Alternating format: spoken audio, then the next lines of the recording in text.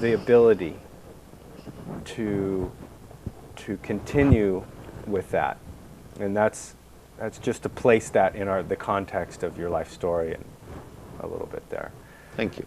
So you mentioned the shaman. You mentioned a shaman after you left Mexico, and you were on the mend, and you were called to the surfers circuit and doing polarity work with surfers. You went down there and you found a shaman. Well, and on my way, because I was going by land from Mexico, I wanted to document this. So GoPro gave me a small camera. It was through Jamie Sterling. Everything came from Jamie Sterling because, like, I never charged him for therapy. I didn't know who he was. I didn't really care about these fame things. It wasn't about fame. It's about healing, and we break those barriers. But that was so I'm documenting going through every border and going, I'm the doctor without borders, and I'm finding myself. Right. And I'm going to keep going through borders until I find that right border that tells me where I'm going and what I'm supposed to be doing. And I get to the Mayan Indian tribe in Guatemala, and he tells me to go to the Peruvian shaman in Peru if I'm to get there. And I said, well, I'm going to definitely follow your advice, and I'm going there. Something was calling me there for this meeting. And I get to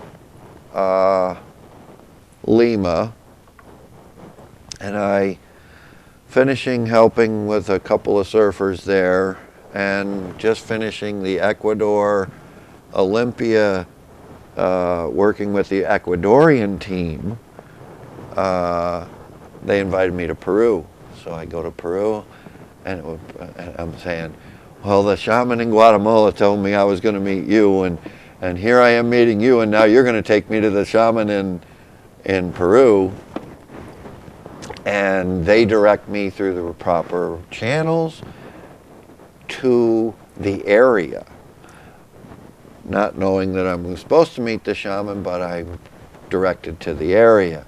So here I am, I'm going towards Machu Picchu, but I'm reading a lot of disturbance in the people's tone about tourists going there and taking pieces of them. So they were kind of disturbed, and I said, well, you know, I don't really need to go on that. I'll go to one of the local pyramids first. And so I went to this one, and it was $70 to get into that pyramid. And I said, well, I'll just feel the energy outside here and forget what's inside. And everything here was vibrant. Everything within the village was vibrant. The people were vibrant. They were like aliens from another planet. Ollantaytambo, Peru. Think about it, and on their mailboxes they have flying saucers. Oh, really? Yeah. Like they really have a high belief in aliens, and they respect them because they've been visited so many times. So here I show up at this pyramid that morning, and the shaman comes up to me and he says, I was told I was going to meet you. I was told you were coming, and I would like to come take you to my home and show you our ways of healing. And being a healer, I was like, whoa, well, this is really interesting. How is this happening? Just let it keep flowing. Okay. Yeah. Takes me home.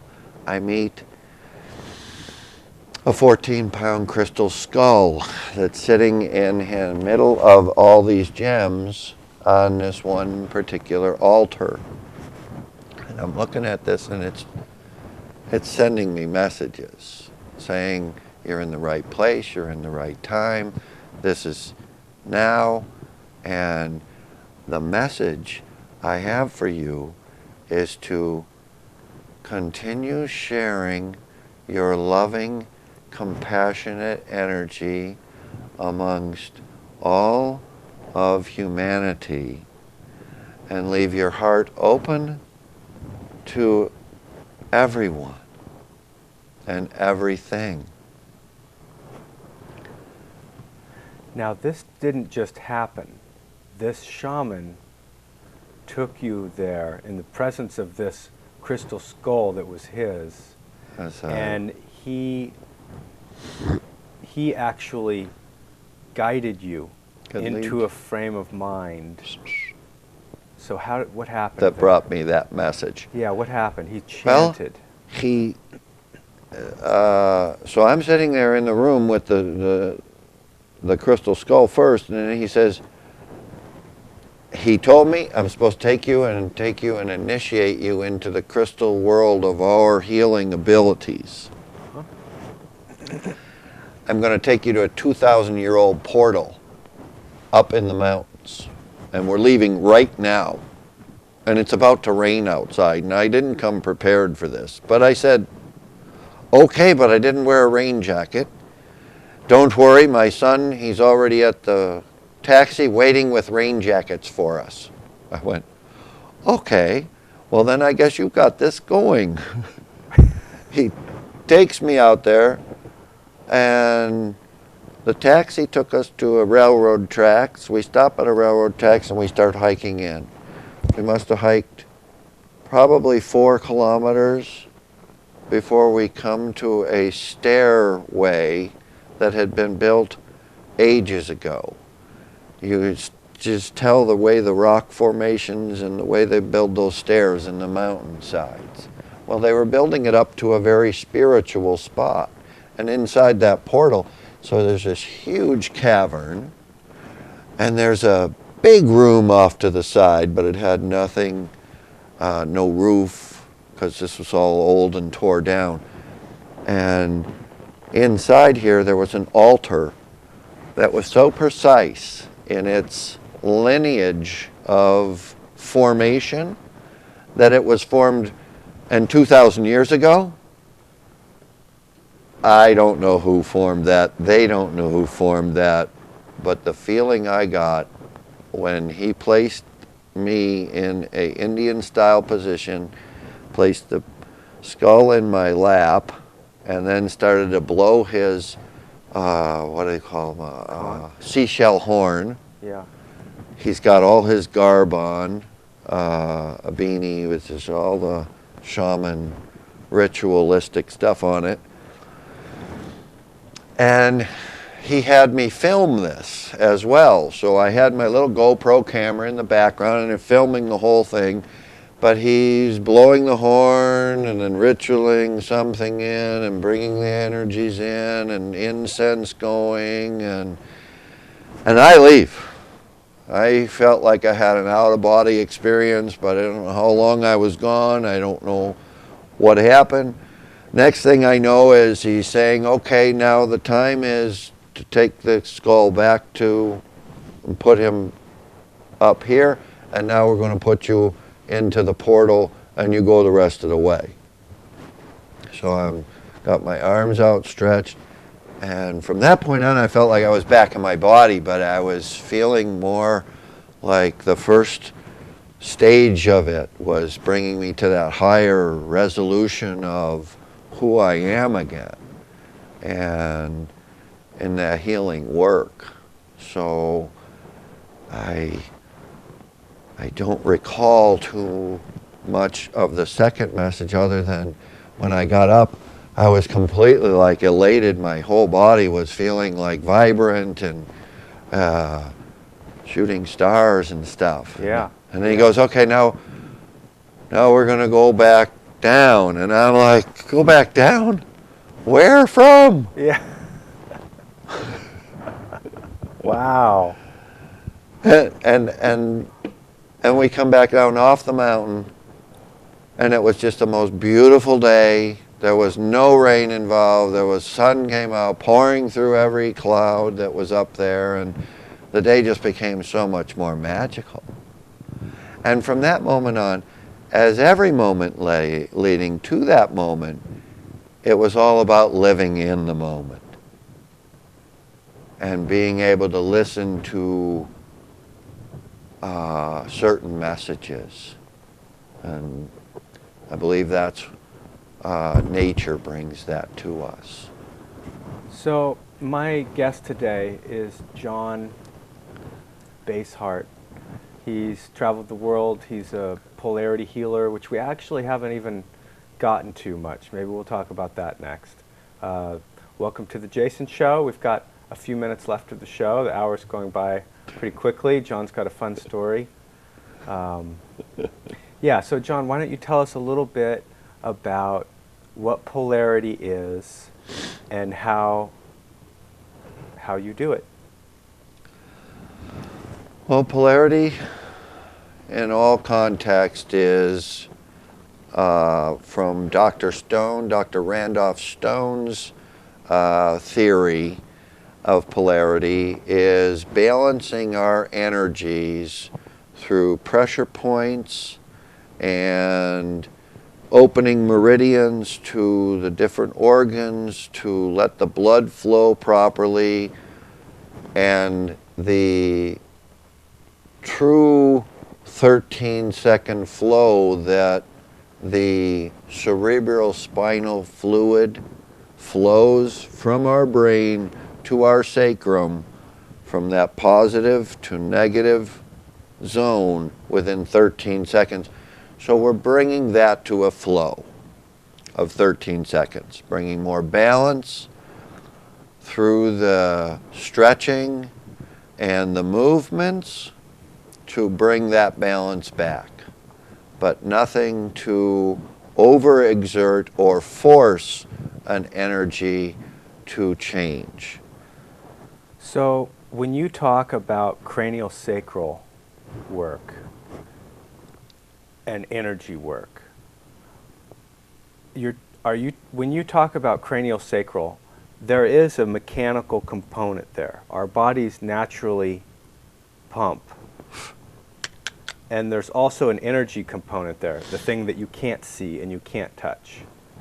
When you do cranial sacral, when you're concentrating on that aspect, do you lay hands and help a pump thing happen? Yes. Okay.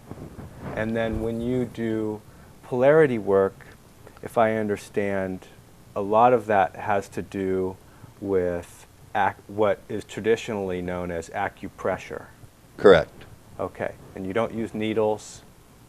No needles. No acupuncture. You don't do deep tissue massaging, or do you? Circular motions to let the energy flow in and then flow out. Okay. Because as we're, it's like dropping a pebble into water. Because our bodies are made up of 75% water, that has a great relationship to polarity's work. I'll put the drop of pressure in and it would move out with those motions and movements that I as well teach. Okay. But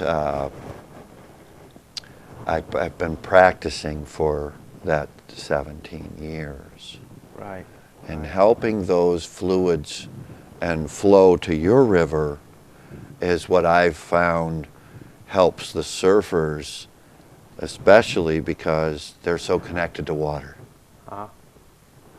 And land people, and I was doing a study of this too back in the day, of land people, water people, and people that flew in the air to see where their differences are and who's more connected to what. And who's more connected to their water being were the surfers. I surfed a couple times, and I remember getting rolled over in waves. You know, 2-foot wave, 3-foot wave. It's like a Volkswagen Bug hitting you. Yeah. You know, 3-foot wave's nothing to laugh at. And when you get rolled over in the washing machine or whatever, over the falls, what they call it, a weird thing happens to a land person. they get turned upside down in multiple fast circles. It's a very unique experience that the surfers understand and know intimately, and the land person is like, that was weird. That's my description. So let me tell you for a moment a little thing that happened to me with a rattlesnake, and then you can tell me what you make of it energetically. Okay. I was bitten by a rattlesnake. I went to the hospital, and at that point, I got the antivenom. And that night I went to sleep. It's a much longer story than this. But that night I went to sleep with a snake in me, stuck in my finger, going back and forth, dying. And when I woke up, he was gone. The snake was gone. The antivenom did its thing. A week later, I got hives. They said it was a delayed allergic reaction because apparently the antivenom is almost worse for you than the real venom. Okay? It's like two giant problems somehow cancel each other out. And I got hives, and they just covered me and my face and my whole body from head to toe, and they worked themselves through for 3 days of just no sleep and just like going like this for 3 days. Oh, you know, just the horror. And after that, I had a knot in my shoulder. That was the snake. It was in there. Yeah. That's in my mind, that was the association, is that I couldn't just do an antivenom and get away scot-free. Nope. And it faded. It balled up, and it was there, and I noticed it for a year, maybe 2 years, and then gradually it just kind of, I don't really, ever really seen it again. But I suspect it might still be in there. Now, what would you have to say about a description like that? Well, I'd say that it was probably held in your system as it, got into our energy system, brought your energy level to its level of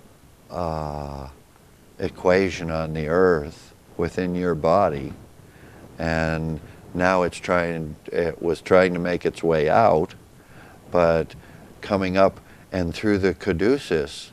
If you look at the snake and how our kundalini works, well, it would naturally try to get here to the top where his head would be. So it was getting almost to the top if it didn't reach its complete pinnacle there. That's what I believe. Uh-huh. And maybe you could dig that thing out for me? Well, I think we could energetically change it and help that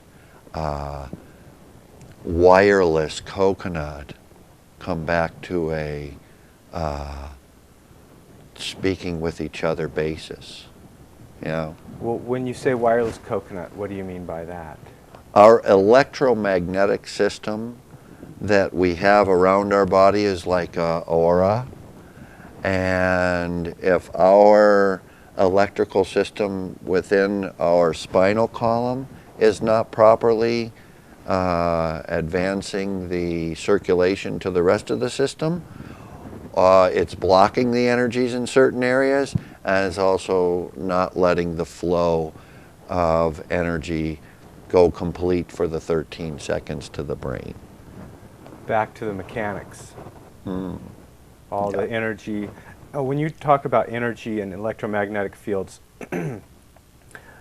what comes to mind for myself and probably other people is the meridian, the ancient Chinese acupuncture meridians. Is that what you're That's basing within this the on? realm of these points that I am pressuring. Okay. Yes. Okay. Definitely brings that. So when you talk about polarity and you talk about meridians and proper energy flow, I'm always kind of guy kind of sits around like this and, kind of leans and crunches and gets like this. Would it be better for me, perhaps, to make a habit of trying to, at least every once in a while, sit in some Straight. sort of symmetry instead of asymmetry? Does it Your matter? posture could definitely help your improvement of that flowing natural water that you are. By not closing it or blocking off certain energies in those chakras. Yeah. You know. Well, we've got just about 2 minutes left or so. First, I want to say thank you so much, John, for coming in, being with me on my show. This is just the kind of thing that I like to do, and I hope everybody out there enjoyed it as much as I did. I also want to say that you are a polarity therapist, and you are Googleable. Do you have a website? I do have a website. Okay. You go ahead and type that in if you got a second. Yeah. Well, what's the website? OUA 808 at Yolas or Yolasite .com. It's a Yola site because we made it ourselves. YOLA? YOLASITE Okay. .com. Okay. And that So, should get... Did you get that all? Okay. We'll go over it again. The one I just found that I created back when I was telling you I created the nonprofit organization. In 2006, I started a nonprofit organization, started Los Tres Amigos website, which was the name of my clinic. You found a website that you made before your accident? Yeah. And you got to look at it and be like, oh, I did that, apparently.